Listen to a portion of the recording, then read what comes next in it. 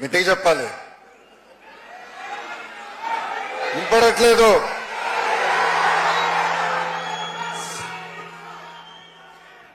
వేదికమైన గౌరవ ముఖ్యమంత్రి శ్రీ నారా చంద్రబాబు నాయుడు గారికి, his excellency Shilpak Ambule Indian high commissioner to Singapore, గౌరవనీయులు రవిప్రసాద్ గారికి, గౌరవనీయులు నారాయణ గారికి, గౌరవనీయులు టీజీ భరత్ గారికి, special thanks to the global India international school for allowing us to host such a memorable event here.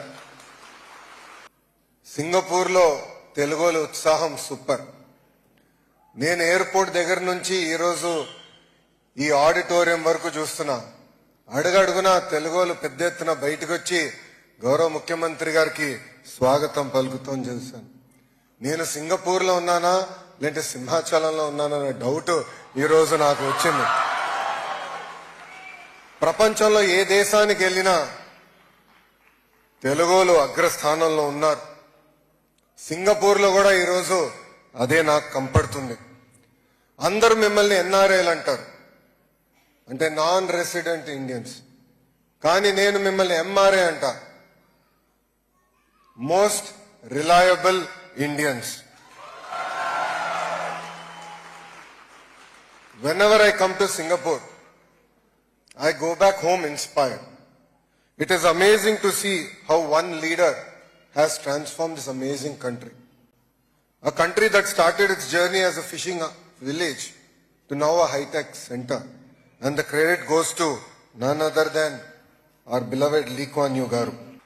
తెలుగువారి ఆత్మగౌరవం కోసం పెట్టిన పార్టీ తెలుగుదేశం పార్టీ. ప్రపంచానికే తెలుగు సత్తా చూపించింది మన గౌరవ ముఖ్యమంత్రి శ్రీ నారా చంద్రబాబు నాయుడు గారు. 1994లో చాలా మంది అన్నారు కంప్యూటర్ అన్నం పెడుతుందా అని. పెద్ద ఎత్తున ఇంజనీరింగ్ కాలేజీలు తీసుకొస్తే ఆనాడు గౌరవ ముఖ్యమంత్రి గారిని అనేక విమర్శలు చేశారు.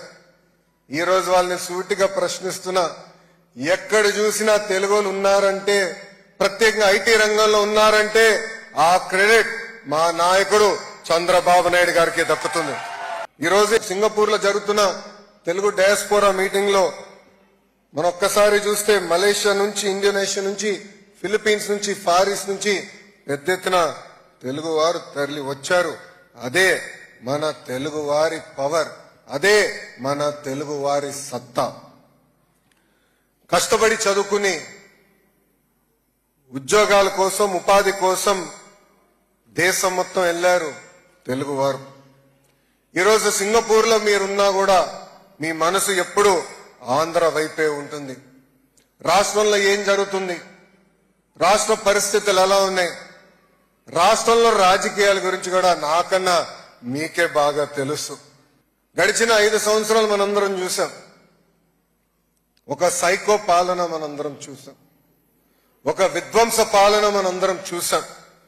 అందుకే మీరందరూ ఎన్నికలు జరిగే సమయానికి పెద్ద ఎత్తున తిరిగి వచ్చి కేవలం దారి తప్పిన రాష్ట్రాన్ని సరైన దారిలో పెట్టేదానికి కష్టపడినందుకు నేను మీ అందరికీ శిరస్సు వంచి ఈ రోజు నమస్కరిస్తున్నాను.